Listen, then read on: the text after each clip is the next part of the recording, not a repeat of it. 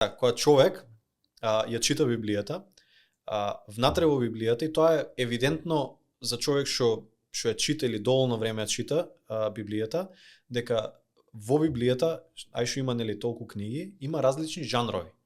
И сега луѓе и верници атеисти ја прават оваа утка кога вака во Библијата ги имаш закон, книги на законот, значи 5 книги Мојсееви, имаш историски книги, значи известуваат за историските случувања и Божјото дејствување низ историјата на Израел, царствата на Израел, царевите на Израел и така натаму.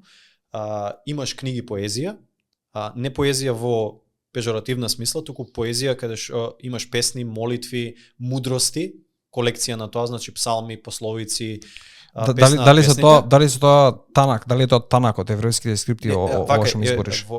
Танакот е, значи го имаш законот, Тората и Танах. Значи тие се пророците. Така се дели Стариот Завет во еврејскиот канон, да речеме.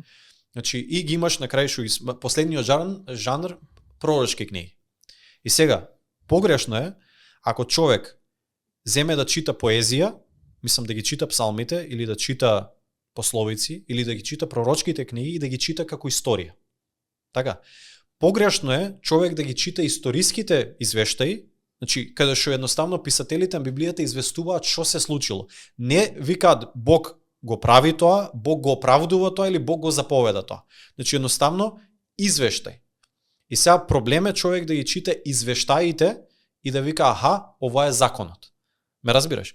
И дури внатре во законот на Мојсе, 5 книги Мојсееви, имаш различни нивоа на закони, уредби, прописи и правила, каде што некои се универзални, духовни, морални закони, 10 Божји заповеди, нели, народски кажано, и имаш закони кои го уредуваат религиозниот, обредниот, церемонијалниот и општествениот живот на Израел.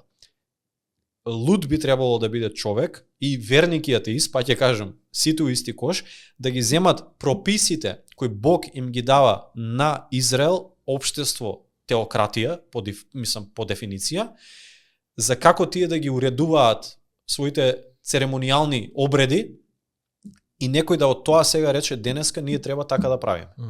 Ме разбираш? И тука е промашајот што атеистите викаат, абе, нели ти е пишано ти не смееш од два материјали да носиш облека, така. Сеиш? Има некои христијани што викаат да Бог вика не смееш од мешан материјал да. Тоа што не го разбира дека тоа е церемонијален закон за општеството на Израел во тоа време, за тие да се разликуваат од незнабожечките народи околу.